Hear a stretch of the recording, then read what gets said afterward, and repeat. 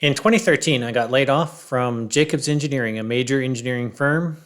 I was an engineer at the time designing factories like Intel factories and solar cell manufacturing plants and petrochem plants and that sort of thing. But I got laid off for about 3 months. And during that time, I started a little hobby business. And in this video, I'm going to tell you about the insights that I got from running that little hobby business that completely overwhelmed any expectations I had going in. So let's get to it. I had an insight about production and the relationship that it has to sales. Namely, you can't sell what you don't have. You can't sell what you didn't make. Now, I know that sounds obvious, right? And yet so many salespeople sell what they don't have. They sell what their company doesn't make. They go to a customer and the customer says, "Oh, I really love your product. I like your solution. I like all this. I like you. But can you make this modification because I really want it to have a different HMI, or I really want it to run with a different PLC, or I really need it to do XYZ," right? Now, the big temptation is to say, "Oh, yeah, sure, we can do that. No problem," right? But now you're selling something you don't have. You're forcing your company to make a modification to a process tool. Is that a problem? Well, it's not if that's what your company specializes in. So if you're in a company that does special custom equipment, congratulations, you're in the right place. But for most companies, they have standard product that they want you to sell, right? They want to be making this standard product. They make the highest margins on their standard product. They have the fewest problems on their standard product, and it's a lot easier to deliver it, right? So the lead times are shorter, the price is lower, everything is good, except that the customer is requesting something that you don't have. So you have to explain what the risks are to your customer. It's going to take longer. It's going to cost more. And there's no guarantee that it's going to work as stated because we don't have historical data about reliability of that modification or that piece of equipment in the field. When your customer understands the risks presented in the right way, they're more likely to say, "You know what? Got it." And it all just gets better. Shutting down your production in order to make more so that you can sell it is a hugely stressful evolution. Let me explain.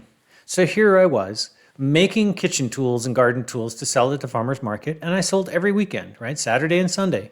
Again, great little market. And I had a lot of fun. But during the week, after hours, remember I was working a full-time job with Jacobs, I had to go out and make the tools. And it took me a fair amount of time to make these tools.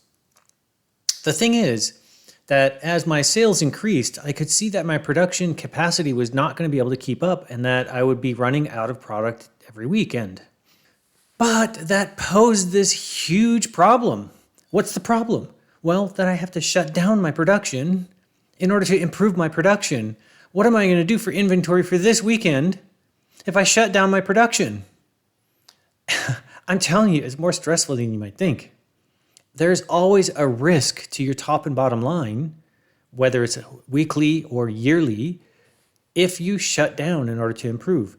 But if you don't shut down to improve, then you can't keep up. And eventually you'll alienate the same customers or your product will get out of date. Now, I could ramble on for a long time on this subject, but let's cut to the chase. There's two entities here that can't sell what they don't have. There's you, I already addressed that. But there's also your customer. Your customer also can't sell what they don't have, what they don't make. Your customers might face rising demand where they can't keep up, or they might face a changing marketplace where they need to change their product to innovate, or face some kind of structural decline. And if they have to develop new products, they're going to need new production equipment. In short, they're facing a life and death situation. They have to innovate or evaporate. That is one of the key insights that I got from running my hobby business, and it has big ramifications. Companies need technology to stay relevant. You sell technology.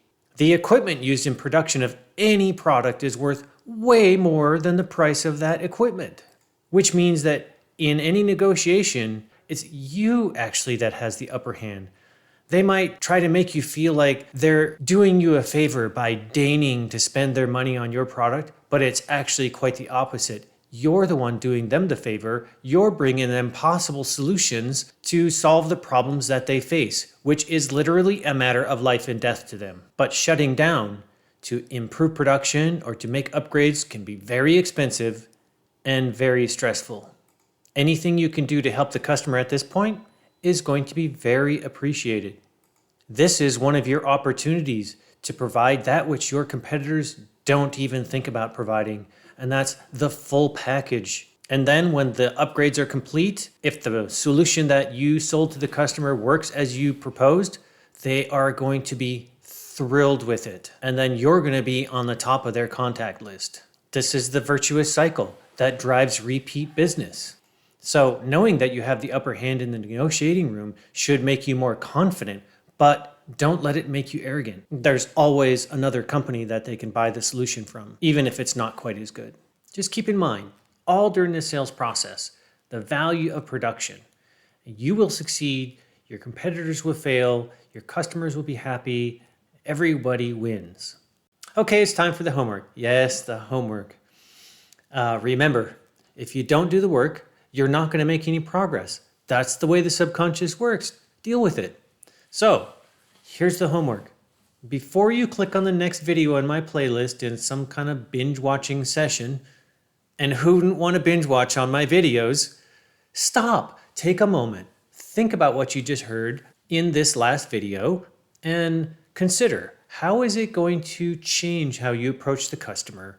How is it going to change how the customer deals with you, particularly if you go into the meetings more confident and more willing to stand on your principles, your prices, and your statements?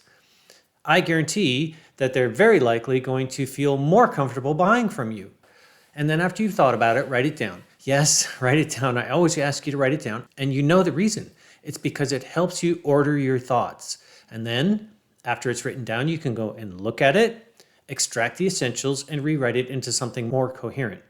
Once you do that, please post it in the comments. Yes, I know. I always ask you to post stuff in the comments because, again, when you declare something in public to the world or to whoever, your subconscious thinks it's more important, and you are then much more likely to follow through on that thing, putting this kind of information into actual practice. And these are really keen insights that really launched my career forward. So do yourself a favor, put it in the comments.